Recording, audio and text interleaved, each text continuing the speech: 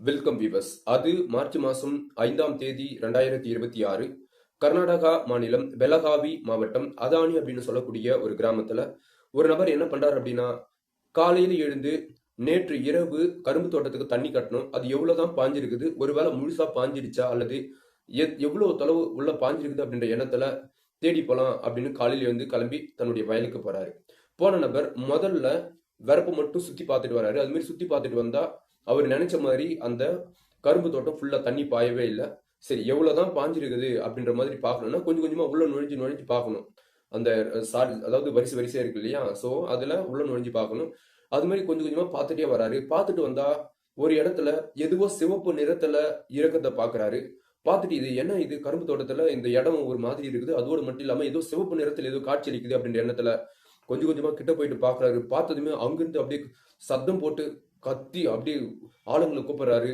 ஆனா அக்கம் பக்கத்துல யாருமே இல்ல. உடனே என்ன பண்றாரு அப்படின்னா, அங்கிருந்து ஓடி வந்து தன்னுடைய மொபைல் போன் எடுத்து பக்கத்துல இருக்கக்கூடிய அதானி போலீஸ் ஸ்டேஷனுக்கு கால் பண்றாங்க. கால் பண்ணதுல உடனே வெறும் கால் அவர்ல அந்த கரும்பு தோட்டத்தாண்ட போலீஸ் போறாங்க. போனா அந்த சிவப்பு நிறத்தில் ஏதோ ஒன்று இருக்குதுன்னு சொன்னேன் இல்லையா, அந்த இடத்த நோக்கி அழைச்சிட்டு போறாரு. போயிட்டு பார்த்தா ஒரு பெண்மணி இறந்து கிடக்குறாங்க. அதுவும் எப்படி அப்படின்னா, உடம்புல ஒட்டு துணி கூட இல்லாம அவங்களுடைய பிறப்பிரிப்பின் மேலெல்லாம் விந்து இது மாதிரியாகவும், அதோடு மட்டும் இல்லாம ரத்தம் கசிந்த நிலையிலும் மூக்கு வாய் இங்கெல்லாம் வந்து ரத்தம் வந்திருக்குது. இதெல்லாம் பார்த்த போலீஸ் இது கட்டாயம் வந்து ரேப் அண்ட் மர்டர் தான் அப்படின்ற மாதிரி வழக்கு பதிவு செய்யறாங்க. அங்கு சடலமா இருக்கக்கூடிய அந்த பெண்ணுடைய சடலத்தை கொண்டு வந்து அட்டாப்சிக்கு கொண்டு போறாங்க. அது மாதிரி அட்டாப்சி பண்ணி டாக்டர் என்ன ரிசல்ட் சொல்றாங்க அப்படின்னா, அந்த பெண்மணி உல்லாசமா இருந்திருக்கிறாங்க. இருப்பதற்கு முன்பு அவங்க விருப்பப்பட்டு தான் போயிருக்கிறாங்க, அவங்களை யாரும் ரேப் எல்லாம் பண்ணல அப்படின்னு சொல்லி தெரிய வருது. அது மாதிரி உல்லாசம்லாம் செய்து முடித்த பிறகு அந்த பெண்மணிக்கும் அவரோடு போன இன்னொரு நபருக்கும், அதாவது அந்த ஆண் நபருக்கும் ஏற்பட்ட ஏதோ ஒரு சண்டையால தான் அந்த ஆண் நபர் இந்த பெண்மணிய சாகடிச்சிருக்கிறாங்க. அதோடு மட்டும் இல்லாம அவங்களுடைய பிறப்புறுப்பு மற்றும் அந்தரங்க உறுப்புகள், கை கால்கள் மற்றும் முகம் இங்க எல்லாமே பயங்கரமா சிராய்ப்பு ஏற்பட்டு இருக்குது. ஒரு சண்டை ஏதோ நடந்திருக்குது. பிறகு கடைசியா அந்த நபர் அந்த பெண்மணியினுடைய புடவியை வைத்து அவங்களுடைய கழுத்தானது இறுக்கி பிடித்து கழுத்து அதை மூச்சு விட முடியாம துடி துடிச்சு உயிர் இறந்திருக்கிறாங்க அப்படின்ற விஷயமும் அட்டாப்சி ரிப்போர்ட்ல தெரிய வருது. இதை வச்சு போலீஸ் இப்போ இந்த பெண்மணி யாரு அப்படின்னு சொல்லி ஃபர்ஸ்ட் கண்டுபிடிக்கணும் இல்லையா, அதான் அவங்களுடைய முதல் ஒர்க்கு. அது மாதிரி பார்க்கும்போது இந்த பெண்மணி வந்து பார்த்தோன்னா அதே அதானி கிராமத்தை சார்ந்த சுஜாதா அப்படின்னு சொல்லி தெரிய வருது. அவங்களுக்கு சுமார் ஒரு 34 வயசு அப்படின்னு சொல்லி தெரிய வருது. தெரிய வந்த பிறகு இப்போ சுஜாதாவுக்கு அவங்களுடைய அம்மா லீலாவதி அப்படின்னு சொல்லக்கூடிய ஒரே ஒரு பெண்மணி தான் இருக்கிறாங்க. அந்த பெண்மணியை கூப்பிட்டு இது உங்களுடைய மகளா அப்படின்னு சொல்லி காட்டினா, ஆமா சரி, உங்களுடைய மகள் கிட்டத்தட்ட ஒரு 2 நாள் வீட்டுல ஆளே இல்லை. அதாவது மார்ச் மாசம் 4ஆம் தேதி இரவு இல்ல, 5ஆம் தேதி இல்ல, இதற்கிடையிலேயே ஒரு 4-5 நாள் ஆகுது, நீங்க ஏன் வந்து கேஸ் எதுவுமே தரல அப்படின்னு சொல்லி கேட்கறாங்க. அது மாதிரி கேட்டதற்கு எனக்கு ஒரு போலீஸ் ஸ்டேஷன் ஏறி அங்கு என்னுடைய மகள் காணாமல் போனா அப்படின்ற மாதிரி ஒரு புகார் கொடுக்கக்கூடிய அளவுக்கு எனக்கு அந்த திறமை இல்லை அப்படின்னு சொல்லி அந்த பெண்மணி சொல்றாங்க. ஓகே, அவங்க வந்து ஒரு வயசான நபர் தான், அவங்க சொல்றது ஒரு விதத்தில் உண்மையா தான் இருக்கும் அப்படின்ற மாதிரி போலீஸ் ஓகே, உங்களுடைய மகள் இந்த கரும்பு தோட்டத்துல இறந்து கிடந்தாங்க, அவங்களுக்கு அட்டாப்சியும் பண்ணியாச்சு, உங்களுடைய மகளுடைய சடலம் இதுதான், அவங்களுக்கு செய்ய வேண்டிய சடங்கு சம்பிரதாயத்தை எல்லாமே செய்து கொண்டு போயிட்டு அவங்களுக்கு நல்லடக்கம் பண்ணுங்க, மேற்கொண்ட விசாரணைக்கு நாங்க உங்களை அழைப்போம், நீங்க எங்களுக்கு ஒத்துழைக்கணும் அப்படின்னு சொல்லி போலீஸ் சொல்றாங்க. இதை கேட்டு அந்த பெண்மணிக்கு தனக்கு பிறந்தது ஒரே ஒரு மகள், அவள் நல்லவளோ கெட்டவளோ, ஆனா மகள்னு உயிரோடு இருந்தா அது அவங்களுக்கு ரொம்ப ஒரு ஆறுதலா இருந்திருக்கும். தன்னுடைய மகளை நினைச்சு பயங்கரமா அழறாங்க. பிறகு அவங்களுக்கு செய்ய வேண்டிய சடங்கு சம்பிரதாயம் எல்லாமே செய்து முடிக்கிறாங்க. முடிச்ச பிறகு இந்த கேஸ் வந்து போலீஸ் கையில் எடுக்கிறாங்க. முதல்கட்ட விசாரணையா நம்ம எல்லா வீடியோலையும் பாக்குற மாதிரி அந்த வீட்டுல யாரு இருக்கிறாங்களோ அவங்க கிட்ட தான் விசாரணை மேற்கொள்வாங்க. அதன் அடிப்படையில் இறந்து போன சுஜாதா அவங்களோடு அவங்களுடைய அம்மா தான் இருக்கிறாங்க, லீலாவதி, அவங்க கிட்ட வந்து விசாரணை மேற்கொள்ளும் போது, என்னுடைய மகளை ஒரு 8 வருஷத்துக்கு முன்னாடி ஒரு நபருக்கு திருமணம் செஞ்சு கொடுத்தோம், போயிட்டு என்னுடைய மகள் 2 ஆண்டு மட்டும்தான் வாழ்ந்தா, பிறகு அவங்களுக்கு இடையே என்ன மனக்கசப்பு ஏற்பட்டது அப்படின்னு சொல்லி தெரியல, அந்த மனக்கசப்புல 2 வருஷத்துல என்னுடைய மகள் டிவோர்ஸ் கொடுத்துட்டு என் கூடவே தான் வந்து தங்கிட்டு இருக்கிறான். அதோடு மட்டும் இல்லாம என்னுடைய மகள் சின்ன வயசுல இருந்தே ரொம்ப நல்லா படிப்பாங்க, அவங்களுக்கு வந்து நல்ல அறிவு திறன் இது எல்லாமே இருந்திருக்குது. ஸோ எப்பவுமே வந்து பாத்தீங்கன்னா ரொம்ப புத்திசாலியா இருக்கக்கூடாது, அதே மாதிரி ரொம்ப கோழையாவும் இருக்கக்கூடாது. ரொம்ப புத்திசாலியா இருந்ததுனாலதான் அவங்களுடைய கணவன் கிட்ட கொஞ்சம் ஒத்துழைத்து போகாம எதற்கு எடுத்தாலும் முரண்பாடு முரண்பாடு அப்படின்னு சொல்லி தன்னுடைய கணவனுக்கும் இவங்களுக்கும் அந்த கருத்து வேறுபாடு ஏற்பட்டு அதனாலே அவ பிரிஞ்சு வந்துட்டா அப்படின்ற மாதிரி அவங்களுடைய அம்மா வாக்குமூலம் கொடுக்குறாங்க. அதோடு மட்டும் இல்லாம என்னுடைய மகள் வந்து இப்போ ஒரு கம்பெனியில் போயிட்டு வேலை செஞ்சுட்டு இருக்கிறாங்க. அது மாதிரி கொஞ்சம் கொஞ்சமா வேலை செய்து தான் சொந்தமா ஒரு வீடு, கொஞ்சம் நிலம், அதே மாதிரி ஒரு பிளாட் இது மாதிரிலாம் வாங்கியிருக்கிறாங்க. இது வந்து கிராமம் அப்படின்றதுனால பிளாட் அந்த அளவுக்கு பெருசா பேச மாட்டாங்க. ஆனா நிலம் கொஞ்சம் ஓரளவுக்கு நிலம் இருக்குது அப்படின்னாவே அது ஒரு பெரிய ஒரு மதிப்பா வந்து பொருட்படுத்துவாங்க கிராமத்துல அப்படின்னு சொல்லி சொல்றாங்க. என்னுடைய மகள் இது எல்லாமே சேர்த்திருக்கிறாங்க. அதோடு இல்லாம கிட்டத்தட்ட 15 சவரனு கிட்ட நகையும் சேர்த்து வச்சிருந்தா என்னுடைய மகள். இது எல்லாமே யாரோ ஒருத்தர் அடையணும் அப்படின்னு சொல்லி நினைச்சிருக்கிறாங்க. அது மாதிரி நினைச்சாங்க இல்லையா, அந்த ஆண் நபர் தான் என்னுடைய மகளை ஏமாற்றி அவளோடு தவறான ஒரு பழக்கத்துல ஈடுபட்டு கொண்டு போயிட்டு அந்த கரும்பு தோட்டத்துல சாகடிச்சிருக்கணும். அந்த நபர் யார் அப்படின்னு சொல்லி கண்டுபிடிச்சிங்க அப்படின்னா அவன் தான் உண்மையான குற்றவாளியா இருப்பான் அப்படின்னு சொல்லி இங்க லீலாவதியை போலீஸ் கிட்ட எடுத்து சொல்ல, இதை கேட்ட போலீஸ் அந்த நபரை பற்றி உங்களுக்கு ஏதாவது விஷயம் தெரிஞ்சா சொல்லுங்க, நாங்க கண்டுபிடிச்சிடும் அப்படின்னு சொல்லி சொல்றாங்க. இப்பதான் மாடர்ன் உலகம் இல்லையா, எதுவும் இல்ல, இறந்து போன இல்லையா சுஜாதா, அவங்களுடைய மொபைல் போன் எங்க இருக்குது அப்படின்னு சொல்லி கண்டுபிடிச்சா அந்த மொபைல் போன்ல அவங்க யூஸ் பண்ணி இருக்கக்கூடிய அந்த சிம்ல நிறைய முறை அந்த பர்டிகுலர் நபருக்கு மட்டும் கால் பண்ணிருப்பாங்க. அந்த பர்டிகுலர் நம்பரை நம்ம தேடி எடுத்தோம்னா அந்த நபர் யார் அப்படின்னு சொல்லி ஈஸியா கண்டுபிடிச்சலாம் அப்படின்ற எண்ணத்துல இப்ப சுஜாதா கடைசியா போயிட்டு அங்க இறந்தவங்கன்னு சொன்ன இல்லையா, அந்த கரும்பு தோட்டத்தாண்ட போயிட்டு திரும்ப போலீஸ் என்ன பண்றாங்கன்னா வேற எதுனா தடையும் எதுனா கிடைக்குதா அப்படின்னு சொல்லி தேட ஆரம்பிக்கிறாங்க. அது மாதிரி தேடும் போதுதான் அவங்களுக்கு சுஜாதாவினுடைய மொபைல் போனும் கிடைக்குது. அந்த மொபைல் போனை கொண்டு வந்து அதான் முக்கியமான தடம் அவங்களுக்கு. அதை கொண்டு வந்து என்ன பண்றாங்க அப்படின்னா அதில் இருக்கக்கூடிய சிம்மு கழட்டி வேற இன்னொரு மொபைல்ல போட்டு எப்போ பார்த்தாலும் யாரோ ஒருத்தருக்கு போயிருக்குன்னு இல்லையா, அந்த குறிப்பிட்ட நம்பர் எது அப்படின்னு சொல்லி போலீஸ் கண்டுபிடிக்கிறாங்க. அது மாதிரி கண்டுபிடிச்சதுல அதே கிராமத்தை சார்ந்த, அதாவது அதானி கிராமத்தை சார்ந்த குமார் அப்படின்னு சொல்லக்கூடிய ஒரு நபருக்கு இவங்க நிறைய போன் பேசியிருக்கிறாங்க, மணிக்கணக்கில் பேசியிருக்கிறாங்க. அந்த நபருக்கு நிறைய பணம் அனுப்பியிருக்கிறாங்க இப்படின்ற விஷயம் எல்லாம் தெரிய வருது. இவங்க 2 பேரும் சேர்ந்து போயிட்டு மார்க்கெட்டிங், அதாவது டிமார்ட் இது மாதிரிலாம் இருக்குது இல்லையா, அது மாதிரி இடத்துல எல்லாம் போயிட்டு பொருட்களை பர்ச்சேஸ் பண்ணியிருக்கிறாங்க. அது மாதிரி ஸ்கேன் பண்ணும்போது இவங்களுடைய மொபைல் போனில் பதிவாயிருக்கக்கூடிய பேங்க்ல இருந்தா காசு போயிருக்குது அப்படின்ற இது மாதிரியான விஷயம் எல்லாமே தேடி எடுக்கிறாங்க. இப்ப போலீஸ்க்கு நல்லா தெரிஞ்சிடுது அந்த குமார் அப்படின்ற நபர் தான் கட்டாயம் குற்றவாளியா இருக்கணும், அவன் தான் இந்த கொலையை பண்ணியிருக்கணும் அப்படின்ற எண்ணத்துல அவனை சுத்தி வளைச்சு தேட ஆரம்பிக்கிறாங்க. எங்கேயும் தேடியும் குமார் கிடைக்கவே இல்லை. ஸோ கிட்டத்தட்ட ஒரு 13ல இருந்து 14 நாட்கள் கழித்து குமார் ஈஸியா பிடிபடுறாரு. அது எப்படி அப்படின்னா இரவு நேரத்துல போலீஸ் அவங்களுடைய பணியில் இருப்பாங்க இல்லையா, இரவு நேர பணியில் இருப்பாங்க இல்லையா, அது மாதிரி இருக்கும்போது குமார் மட்டும் ஒரு பைத்தியக்கார மாதிரியா ஒரு தோட்டத்துல அவங்க இருக்கக்கூடிய அந்த அதானி மாவட்டம் சொன்னீங்க இல்லையா, சாரி அதாவது அதானி கிராமம், ஆனா வந்து பெலகாவி மாவட்டம் சொல்லி இல்லையா, அந்த மாவட்டத்திலேயே வேறு இன்னொரு பகுதியில ஒரு பைத்தியக்கார மாதிரி இரவு நேரத்தோட சுத்தி போயிட்டே இருக்கும்போது இவங்க சந்தேகத்தின் அடிப்படையில அந்த குமாரை கூப்பிட்டு நீ யார், நீ எங்கிருந்து வர, உனக்கு என்ன அப்படின்னா இவர் வந்து அதாவது ஸோ கொஞ்சம் பொதுவாகவே மன வளர்ச்சி குன்றியவங்க நார்மலா நடந்துப்பாங்க. ஆனா இவர் ரொம்ப ஓவரா பில்டப் பண்ணதுல இவனா தான் இருக்கணும், இவன் ஏதோ ஒரு தவறு செஞ்சிருக்கிறான், ஆகையால் தான் இவன் ரொம்ப நடிக்கிறான் அப்படின்ற மாதிரி சந்தேகத்தின் அடிப்படையில அவனை என்ன பண்றாங்க அப்படின்னா கொண்டு போயிட்டு ஒரு போலீஸ் ஸ்டேஷன்ல அடைக்கிறாங்க. அந்த பெலகாவி மாவட்டத்தில் இருக்கக்கூடிய போலீஸ் ஸ்டேஷன்லயே மறுநாள் பொழுது விடிந்ததும் அந்த ஆளுடைய குமாருடைய போட்டோவை எடுத்து இவன் ஏதாவது வாண்டட் லிஸ்ட்ல இருக்கிறானா அப்படின்னு சொல்லி கண்டுபிடிங்க அப்படின்ற மாதிரியும் அவருடைய பெயர் குமார் அப்படின்னு சொல்லியும்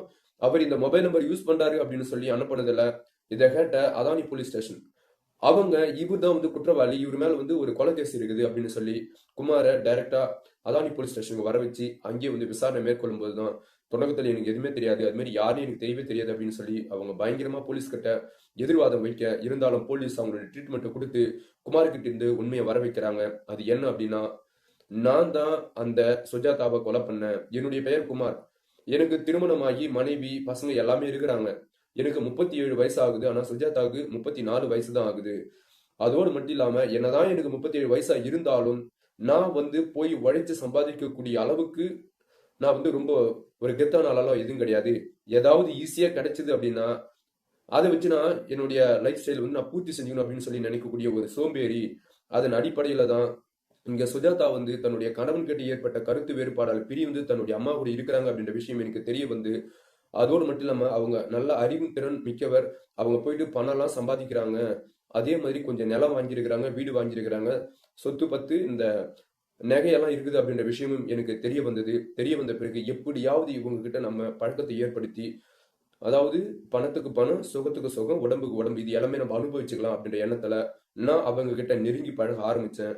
இது மாதிரி நெருங்கி பழக பழக அவங்க வாங்கின அந்த வீட்டில் அவங்களுடைய அம்மா இருப்பாங்க அப்படின்ற காரணத்தால நானும் சுஜாதாவும் அடிக்கடி, நான் தொடக்கத்துல சொன்னிலே ஒரு கரும்பு தோட்டம், அந்த கரும்பு தோட்டத்துக்கு போயிட்டு 2 பேரும் உடலில் இருந்துட்டு நாங்க வருவோம், போகும்போது ரொம்ப சந்தோஷமா போவோம், வரும்போது கொஞ்சம் பிரச்சனையோடவே வருவோம் அப்படின்ற மாதிரி சொல்றாங்க. சரி, அந்த பிரச்சனைக்கு என்ன காரணம் அப்படின்னா சுஜாதா என்ன நினைக்கிறாங்கன்னா, நாம கிட்ட இருக்கக்கூடிய பணத்துக்காகவும் தான் கிட்ட இருக்கக்கூடிய அந்த நகை சொன்னேன் இல்லையா, ஒரு 10-15 சவரன் நகை, இதற்காகவும் தான் இவன் நம்ம கிட்ட நடிச்சிட்டு இருக்கிறான் அப்படின்ற மாதிரி நினைச்சு, எனக்கு தெரியாது, நீ என்ன திருமணம் செஞ்சுக்கணும், நீ என்ன திருமணம் செஞ்சுக்கணும் அப்படின்னு சொல்லி ஒவ்வொரு முறை இவன் எப்பெல்லாம் போயிட்டு அந்த கரும்பு தோட்டத்துக்கு கூப்பிடுறானோ அப்பொழுதெல்லாம் இவங்க இதையே சொல்ல சொல்ல சொல்ல குமாருக்கு அவங்க மீது ஒரு மன வெறுப்பு ஏற்படுது. அதோடு மட்டும் இல்லாம இவளை எப்படியாவது கொலை பண்ணிட்டோம் அப்படின்னா இவகிட்ட இருக்கக்கூடிய அந்த நிலம், நெக்ஸ்ட் வந்து பணம், அப்புறம் இந்த நகை சொன்னேன் இல்லையா, ஸோ இது எல்லாத்தையுமே நம்ம ஈஸியா வந்து எடுத்துக்கலாம். ஏன் அப்படின்னா அவங்களுடைய அம்மா, சுஜாதாவுடைய அம்மா ரொம்ப வயசானவங்க, அவங்களை ஈஸியா நம்ம ஏமாத்திடலாம் அப்படின்ற பிளான்ல என்ன பண்றான் அப்படின்னா, மார்ச் மாசம் 4ஆம் தேதி சுஜாதா வந்து கூப்பிட்டு இருக்கிறான். சுஜாதா என்ன சொல்றாங்கன்னா, நீ என் கழுத்துல தாலி கட்டினா மட்டும்தான் நான் உன் கூட வருவேன், இல்லைன்னா நான் வரவே மாட்டேன் அப்படின்னு சொல்லி சொல்றாங்க. அதற்கு குமார் என்ன சொல்றேன் அப்படின்னா, நீ என் கூட வந்து இருந்தாதான் அங்கேயே நான் உனக்கு தாலி கட்டுவேன் அப்படின்னு சொல்லி எப்படியோ சுஜாதாவை அவன் கன்வின்ஸ் பண்ணி கரும்பு தோட்டத்துக்கு அழைச்சிட்டு போறான். அழைச்சிட்டு போயிட்டு தொடக்கத்துல அவங்க உல்லாசமா இருந்திருக்கிறாங்க. இருந்து முடித்த பிறகு, இதற்கு பிறகு நீ என் கூட வரணும் அப்படின்னா நான் வந்து உன்னுடைய மனைவியா இருந்தா மட்டும்தான் நான் கூட வருவேன், இல்லைன்னா நான் வரவே மாட்டேன். இதனால நம்மளுடைய நட்பு, இந்த உறவு பிரிஞ்சு போனா கூட எனக்கு கவலை இல்லை அப்படின்னு சொல்லி அங்கேயே சுஜாதா வாக்குவாதத்தில் ஈடுபடுறாங்க. இதை கேட்ட குமார் என்ன நினைக்கிறான் அப்படின்னா, அடடா நம்ம நினைச்ச பிளான் எல்லாமே ஸ்பாயில் ஆயிடும் போல, நம்மளுக்கு உடம்பு சுகத்துக்கு உடம்பு சுகமும் கிடைக்குது, பணத்துக்கு பணமும் கிடைக்குது, அதே மாதிரி நகை இது எல்லாமே இருக்குது, இது எல்லாம் நம்ம ஈஸியா அடையலாம் அப்படின்னு சொல்லி பார்த்தா இவன் நம்மளுக்கு பெரிய ஆப்பா வச்சிருவா போல. அதோடு மட்டும் இல்லாம நாம இருக்கக்கூடிய இடத்துல வேற யாராவது இன்னொரு ஆணை வச்சுட்டா அப்படின்னா இவனை சுத்தமா நம்ம நெருங்கவே முடியாது. இது எல்லாமே நம்ம வேலை வெட்டி எதுவுமே போகாம ஈஸியா கிடைக்குது இல்லையே, இது எதுவுமே நம்மளுக்கு கிடைக்காத போயிடும். அப்படின்னா நாம் இதற்கு முன்னாடி பிளான் பண்ண மாதிரியே இந்த சுஜாதாவை இங்கே நம்ம தீர்த்து கட்டிட்டோம், அதாவது இங்கே சாகடிச்சிடணும் அப்படின்னு சொல்லி பிளான் பண்றான். பிளான் பண்ணிட்டு ஒரே நிமிஷம் இங்கே இரு, நான் அதை இப்படி போயிட்டு வரேன் அப்படின்னு சொல்லி கிளம்பி போறான். அவன் எதற்காக போறான் அப்படின்னா, ஏதாவது ஆயுதம் எதுனா கிடைச்சா அதை வச்சு இவங்களை தாக்கி சாகடிக்கலாம் அப்படின்ற எண்ணத்துல போறான்.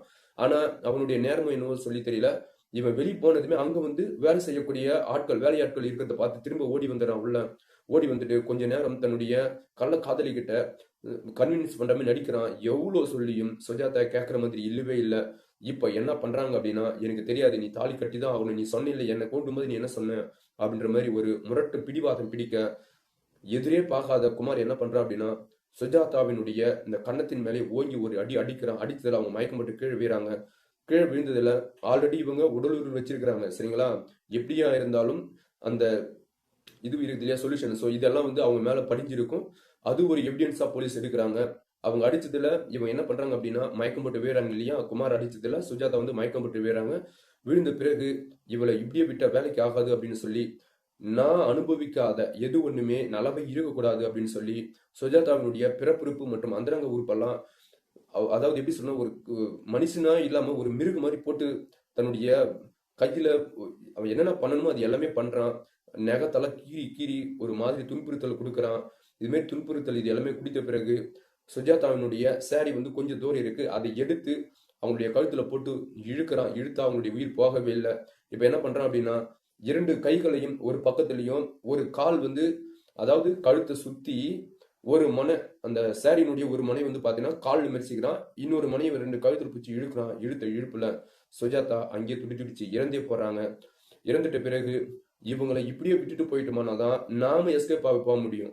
ஒருவேளை இவங்க மேல வந்து நாம இந்த புடவை இதெல்லாம் வந்து போத்து அப்படியே நம்ம பொத்து பாதுகாத்தோம் அப்படின்னா, கொலை பண்ணிட்டு அவங்கள நம்ம ஏதோ மூடி மறைச்சிட்டு போற மாதிரி நாமளே மாட்டிப்போம் அப்படின்ற எண்ணத்துல தான் அவங்க எப்படி நிர்வாணமா இருந்தாங்களோ அப்படியே விட்டுட்டு அங்கிருந்து எஸ்கேப் ஆயிருக்கிறான் குமார்.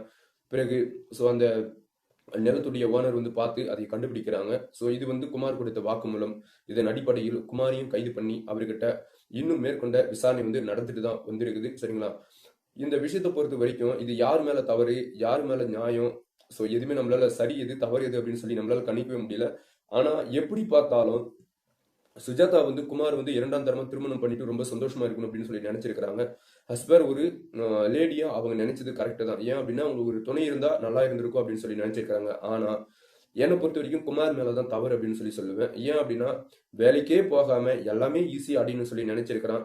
அது மாதிரி நினைச்சவன் அவங்களை திருமணம் செஞ்சுட்டு அவங்களாவது ரொம்ப சந்தோஷமா இருந்திருக்கலாம்.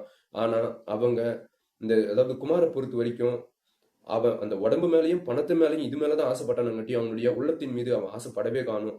ஆகையால் தான் இது மாதிரியான ஒரு தவறான ஒரு காரியத்தால தவறான சம்பவம் நடந்திருக்குது சரிங்களா. இது மாதிரி யாரும் இருக்காதீங்க. உங்களுடைய நேசிக்கக்கூடிய நபர்களுக்கு உண்மையா இருங்க அப்படின்னு சொல்லி இவ்வளவு நேரம் இந்த வீடியோ பார்த்த அனைவருக்கும் நன்றி, வணக்கம்.